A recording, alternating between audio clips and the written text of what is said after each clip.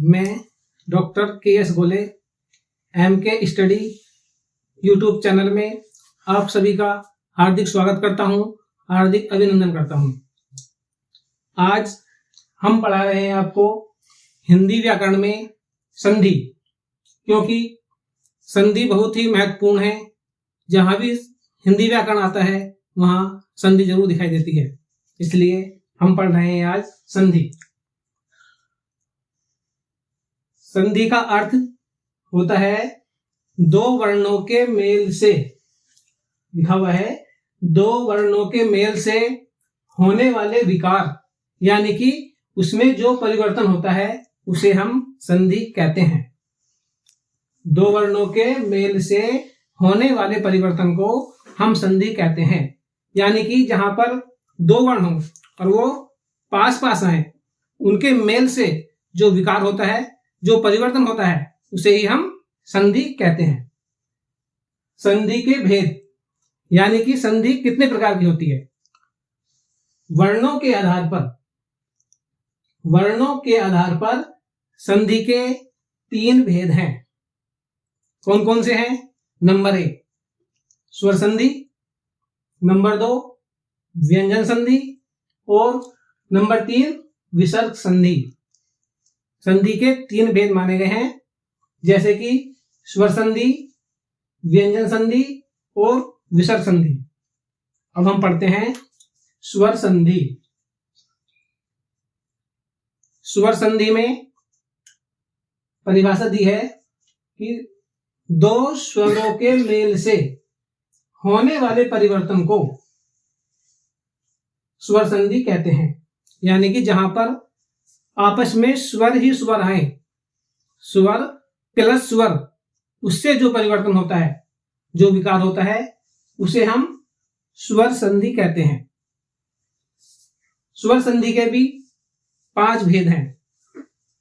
Number 1 दीर्घ स्वर संधि, नंबर 2 गुण स्वर संधि, नंबर 3 वृद्धि स्वर संधि, नंबर 4 यण स्वर संधि, नंबर 5 अयादी स्वर संधि। यानी कि पहले संधि के 3 भेद, स्वर संधि, व्यंजन संधि और विसर्ग संधि। उसके बाद स्वर संधि के भी 5 भेद। नंबर 1 दीर्घ स्वर संधि, नंबर 2 गुण स्वर संधि, नंबर 3 वृद्धि स्वर संधि, नंबर 4 यण स्वर संधि और नंबर 5 अयादी स्वर संधि। अब हम पढ़ रहे हैं स्वर संधि का भेद, दीर्घ स्वर संधि। ये लिखा हुआ है दीर्घ स्वर संधि। इसकी परिभाषा है जब दो सवर्णी स्वर, सवर्णी मतलब एक समान, जब दो सवर्णी स्वर पास पास आते हैं तो वे मिलकर दीर्घ हो जाते हैं।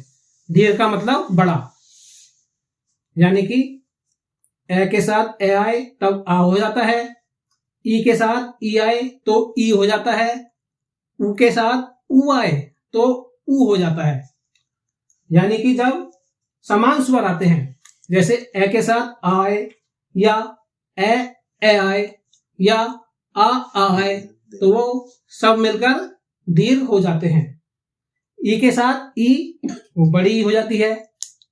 उ के साथ उ आए, चाहे वो छोटा उ हो या बड़ा उ हो, वो मिलकर दीर्घ यानी कि बड़ा उ हो जाता है। जैसे हमने इसमें उदाहरण समझाए हैं। उदाहरण दिया है हमने विद्यालय, विद्यालय में संधि विच्छेद किया हमने। विद्या जमा आलय, जमा को हिंदी में धन भी कहते हैं। विद्या धन आलय कह सकते हैं। बराबर क्या होगा? परिभाषा पढ़ी हमने कि जब दो सवर्णी स्वर पास पास आए तो वो मिलकर दीर्घ बड़े हो जाते हैं। तो परिभाषा के ही अनुसार हमने विद्यालय का संधि विच्छेद किया।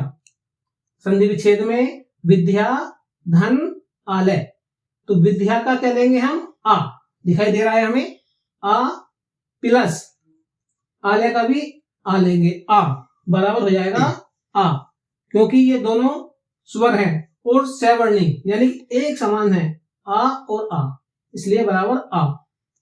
दूसरा उदाहरण ले रहे हैं हम विद्यार्थी। विद्यार्थी, विद्या जमा अर्थी, विद्या का आ लेंगे, देखो दिखाई दे रहा है सामने, नहीं है आ धन अर्थी का ए, बराबर हो जाता है आ। क्यों हो जाता है? परिभाषा के अनुसार सवर्णी स्वर है, क्योंकि दोनों समान स्वर हैं, एक ही वर्ण के हैं। उसके बाद उदाहरण देते हैं हम शिवालय। शिवालय में शिव जमा आलय, शिव में ए क्यों आया? क्योंकि प्रत्येक व्यंजन में ए स्वर छिपा हुआ होता है। शिव का वह है, वह में ए है, इसलिए ए धन आलय का आ, बराबर हो जाता है आ। सही समझ में आ रहा है? शिवालय में शिव जमा आलय बराबर ए जमा आ, बराबर आ। अब हम उदाहरण लेते हैं इसका ई वाला। ई वाला उदाहरण है, देखो उदाहरण लिया हमने ग्रीस। ग्रीस में गिरी, गिरी में है छोटी ई, क्यों है? गिरी के अनुसार हम जब इसका संधि विच्छेद करेंगे तो गिरी धन ईस, ईस में है बड़ी ई, तो गिरी का छोटी ई धन ईस का बड़ी ई बराबर बड़ी ई। बड़ी ई क्यों हुआ? क्योंकि परिभाषा है दीर्घ स्वर संधि। दीर्घ का मतलब बड़ा, इसमें ना छोटा ए आएगा, ना छोटी ई आएगी, ना छोटा उ आएगा, ये हमेशा बड़ा ही होगा, चाहे ए हो, चाहे ई हो या उ हो, ये हमेशा बड़े ही हो जाते हैं। दूसरा उदाहरण लेते हैं हम सतीश। सतीश में पढ़िए सती जमा ईस, देखो इसमें दे रखा है ये बड़ी ई जमा बड़ी ई, बराबर हो जाता है बड़ी ई। बड़ी ई क्यों आया, छोटी क्यों नहीं आया? क्योंकि परिभाषा है दीर्घ स्वर संधि, दीर्घ का मतलब बड़ा ही होगा। उदाहरण दे रखा बाद में कविंद्र। कविंद्र में कवि जमा इंद्र, कवि में छोटी जमा छोटी बराबर बड़ी। बड़ी क्यों, छोटी क्यों नहीं? परिभाषा के अनुसार अकय सवर्ण्य दीर्घ है, इसका उदाहरण भी है जहां पर समान स्वर हो वो मिलकर दीर्घ हो जाते हैं। फिर हम उदाहरण लेते हैं इसका उ वाला, क्योंकि ए वाला पढ़ लिया हमने, ई वाला पढ़ लिया, अब हम लेते हैं उ वाला। उदाहरण है भानुदय। संधि विच्छेद करते हैं हम भानु जमा उदय, भानु में छोटा उ और उदय का ये छोटा उ, छोटा उ प्लस छोटा उ बराबर बड़ा उ, परिभाषा के अनुसार, क्योंकि परिभाषा में दे रखा है दीर्घ। उसके बाद देते हैं हम उदाहरण वधुत्सव।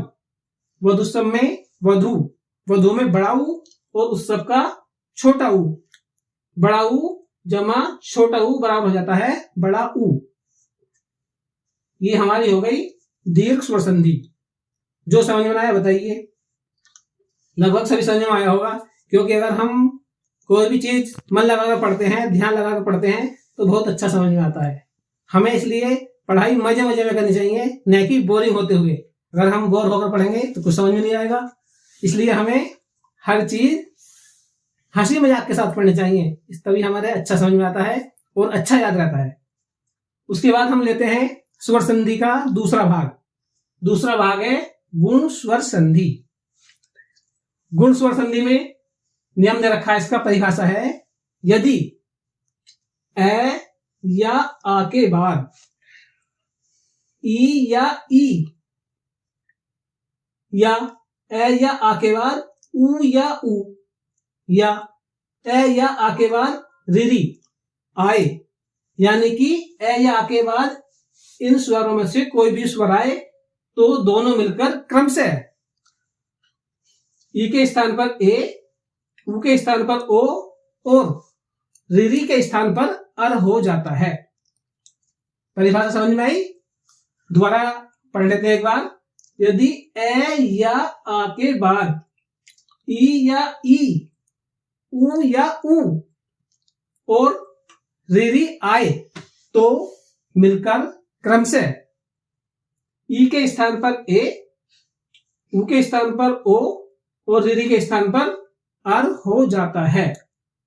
हम पढ़ते हैं उदाहरण, देखिए जैसे देवेंद्र, देवेंद्र, देव जमा इंद्र, देव में ए क्यों आया ये?